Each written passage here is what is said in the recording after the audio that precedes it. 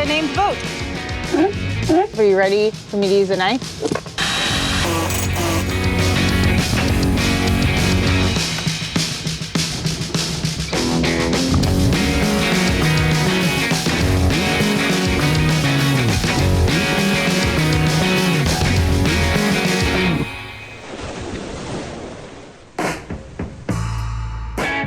What do you think about light air sailing, babe? I love it. I've always loved it. Little chilly, but beautiful out today. Merry Christmas. It's been a minute. Yeah, our last video went up in November, I think. Right now it is early February. So this is gonna be our winter update. It's hard to even know where to start. Basically, I think we'll just give you some quick updates in a couple of categories. So between work and between the weather not cooperating, very few windows for us to actually do anything that would even be worth sharing. I guess that's maybe the best way to sum up. That's why you haven't heard from us. The third reason you haven't heard from us really goes to health. Yeah, health. Work has been stressful. Doesn't help with my health issues, which also makes it more complicated on those few windows that we have. I haven't always been feeling my best.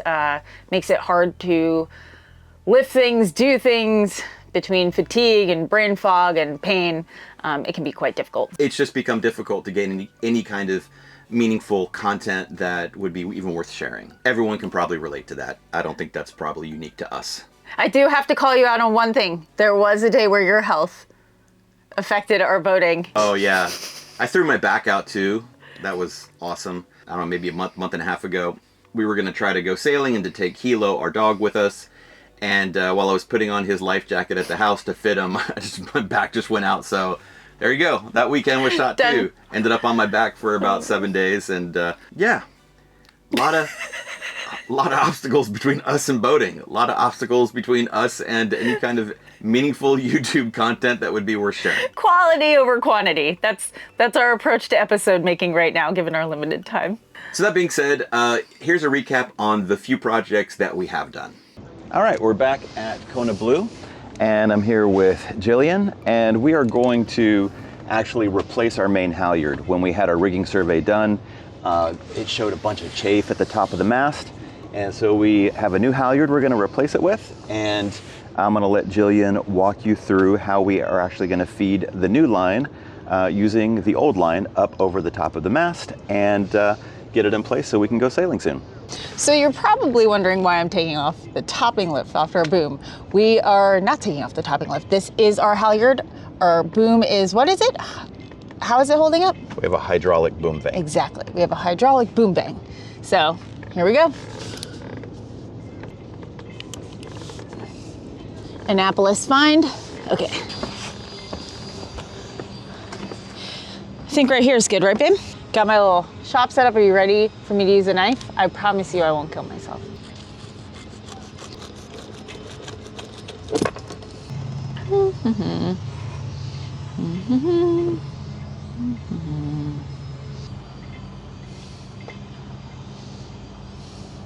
Careful you don't stab your hand.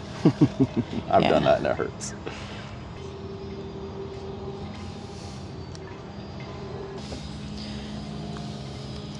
Okay. All right. Let me line them up.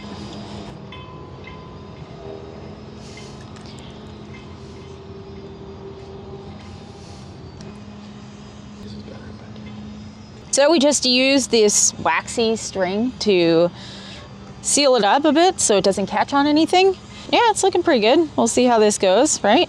Okay, so now that it's connected, Jillian's gonna gently pull the main halyard from that side over there. You can let go of that end. Yep. Right, and you're gonna pull it up, and basically it's gonna travel up to the top of the mast and over. You don't need to use the Yeah, wrench. can't take it off. All right, here goes nothing. Take her up. I'm gonna take my time.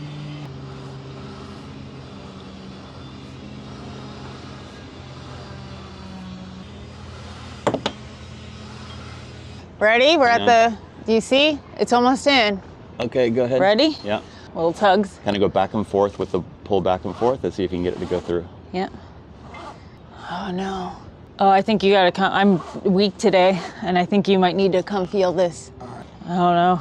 Feels not going through? At least not with my abilities. Let's see if you have more luck.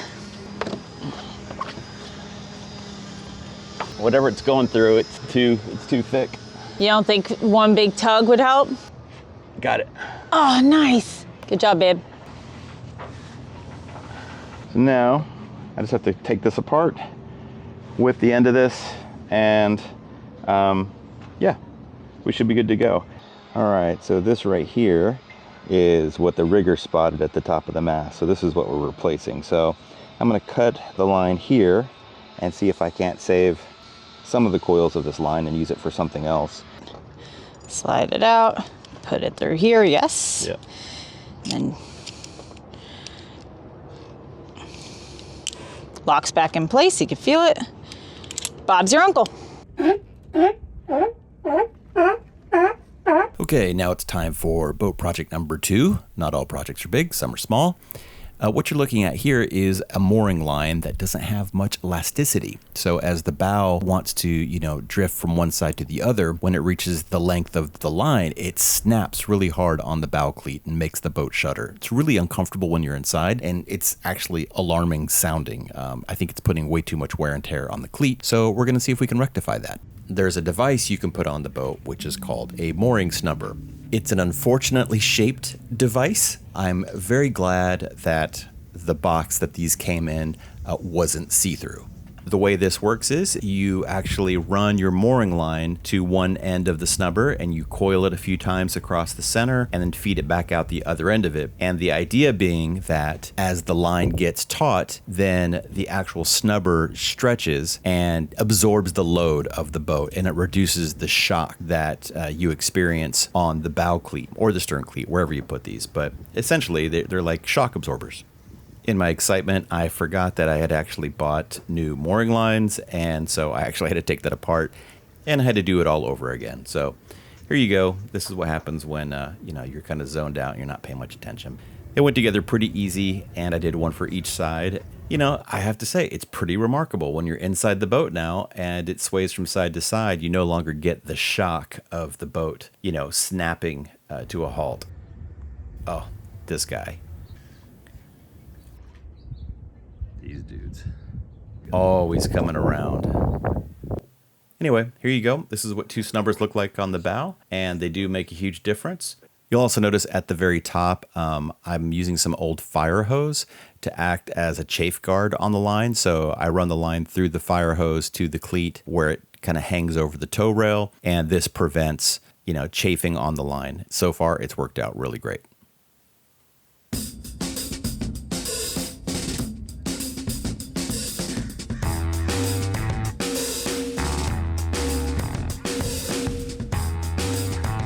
This little controller right here is the only way, or the only indicator I have as to what's going on with the battery. So, that's somewhat helpful, but it doesn't give me like a state of charge.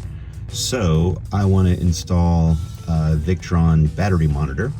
We're going to install the BMV 712. So I'm seeing if I can get that wired up this morning. Not a huge project, but it's these little things that actually make the sailing experience a little less anxious when you have visibility to all of your systems and the state of those systems at any given time. So let's see if we can get this installed.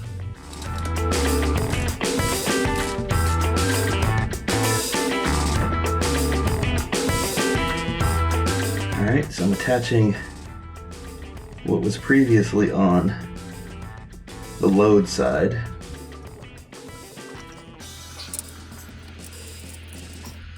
I'm gonna wire it up and test it before I try to zip tie it and get it all like where it needs to be. All right, moment of truth. The part that's always scariest is when you turn the cutoff back on. Nothing blew up, that's good. That's right here. And I zip tied it to this, it's a scupper hose. Super stiff, it's not going anywhere, it's never hot, and it's way above the water line, so I think that's a decent place for it to be for right now. Now we just have to put a hole in the boat, which I never like doing. Don't F it up, Odom!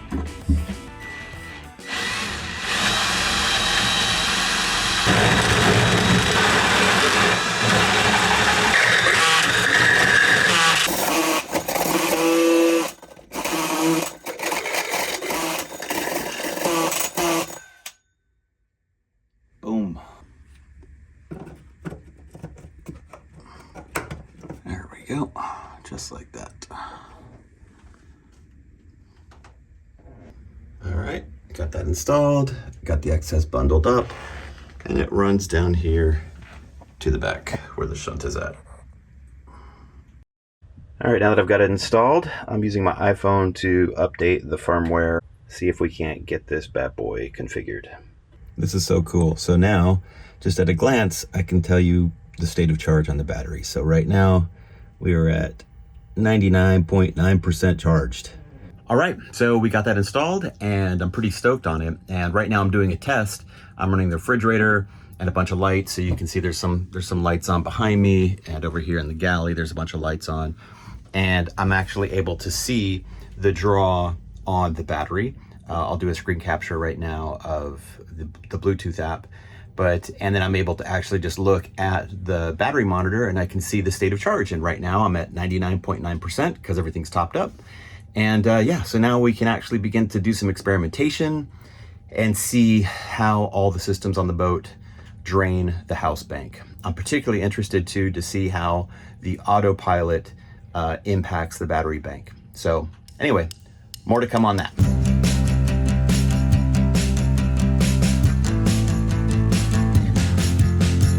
Kona Blue is offering us the opportunity to do what we always wanted to do, right? Which was to be able to have a boat that we could literally go, hey, you got 3 hours? You want to go sail real quick? We can go down. The engine fires up, purrs like a kitten.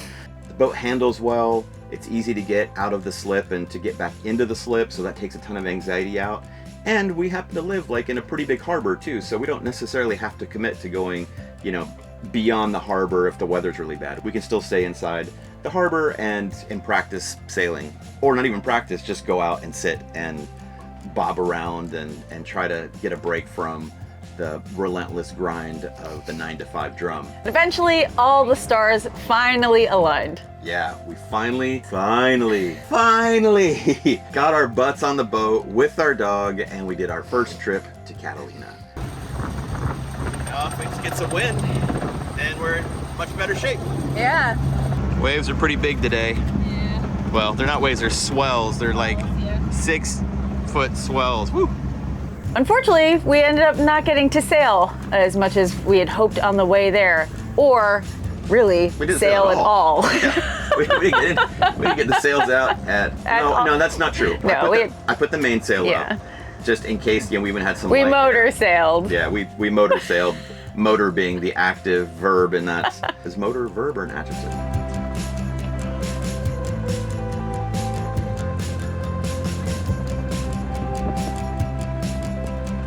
The engine performed well. We did okay. Our poor dog did not perform well.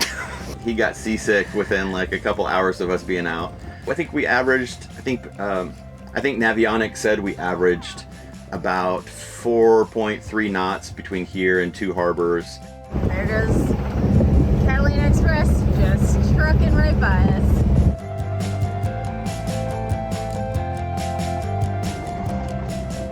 I think it's always going to be unnerving the first time you pull into any new harbor.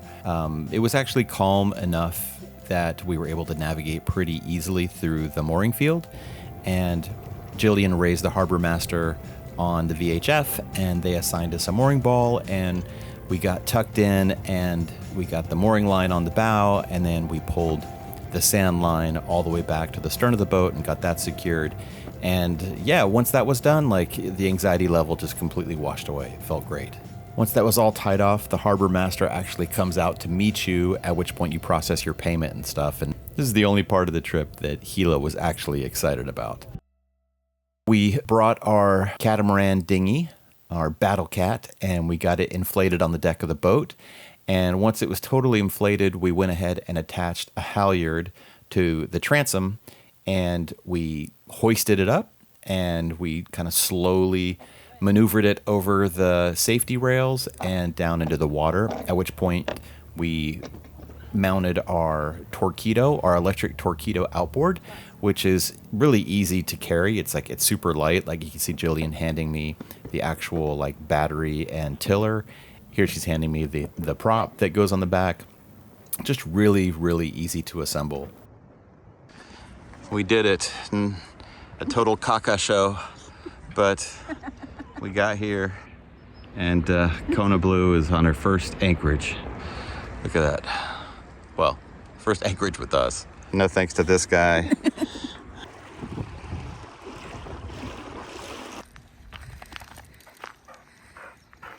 Hi. My 45 minutes on the island so far was successful. We got this guy to go to the bathroom, which is all I really cared about. And now we're gonna go back to the boat and make some food and nest and just enjoy the boat. Yeah.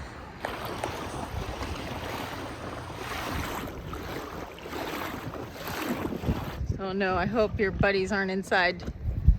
Yeah, you fly away. What are we having for dinner? We're gonna have, oh, no, that's getting recorded. We're gonna have turkey surprise and grits. It's one of our favorites and easy to travel with. Nice. I look crazy right now. Look at this hair. We all do.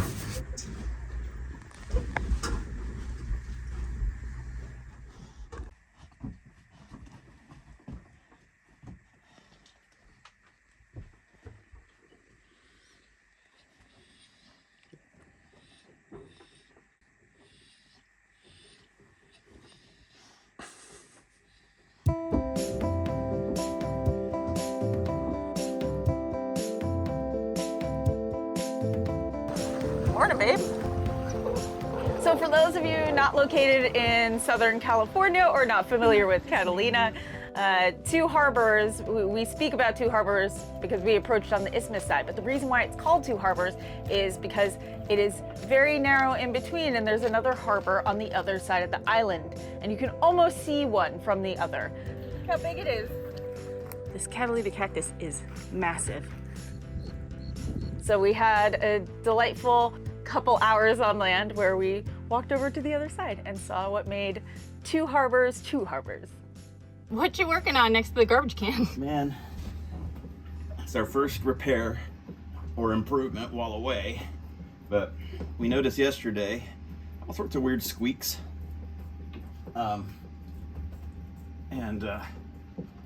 Here, I'll show you here in a second. Let me finish screwing this in. This bracket here was previously all the way over here, you can see. And I noticed this morning on our checks before leaving that this right here was rubbing against this, which is not good in any circumstance. So I just came in and repositioned, where is it? So I just came in and repositioned this to pull it away and now create a gap between those two. So I need to check that again when we get home and make sure it doesn't pop loose.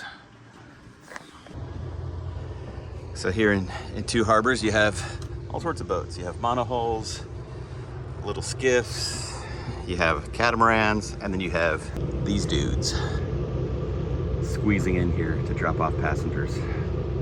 How's it going? We're doing good, just getting everything locked up so we don't have anything sliding around when we're Sweet. busting home.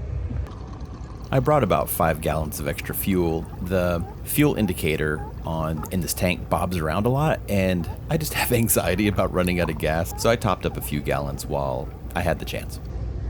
There we go. And done. Sweet. Stop at the gas station.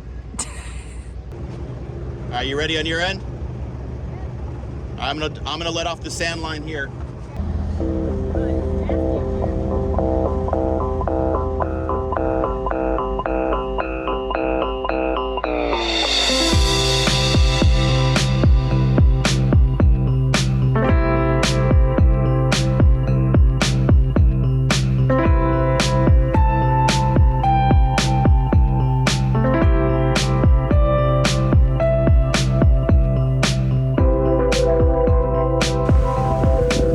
Did it.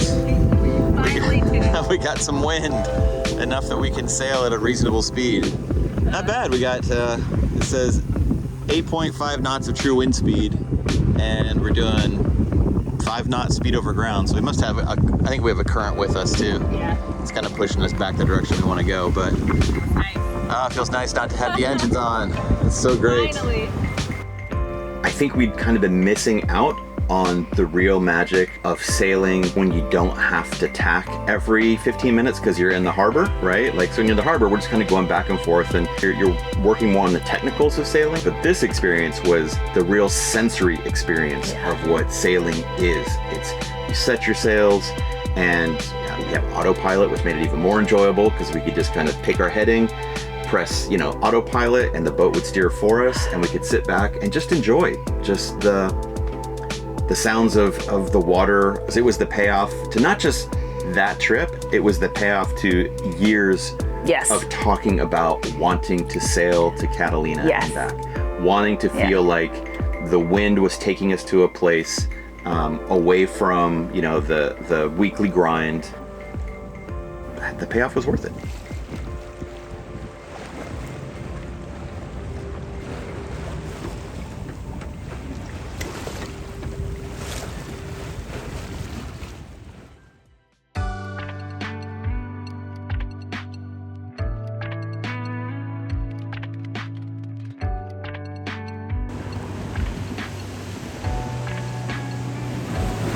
So this is where we're at. We're still very much committed to both of our boats. Don't know what we're doing with Lee Hawk. Every time we go to the boat, we sit and we're like, we love this boat.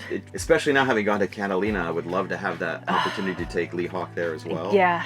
Don't know though. We gotta just kind of play it by ear. At some point, if we're not able to keep working on Lee Hawk the way I want to, I don't know what the point of keeping Lee Hawk would be. Yeah. I think it'd be better to start the look for somebody who might want to take on Lee Hawk and kind of pick up where I've left off and get Lee Hawk back to a place where it can do Catalina trips. But I'm not throwing in the towel yet, just quite yet. I'm still hoping I can figure something out, but still love that boat. It's sitting quietly over, in the other marina, and I go visit every couple of weeks and make sure that the build is dry. I run the engine. I told Matt this is what happens when you're two people over a certain age without kids. Yeah. We don't have kids, so we just spend money needlessly on two boats.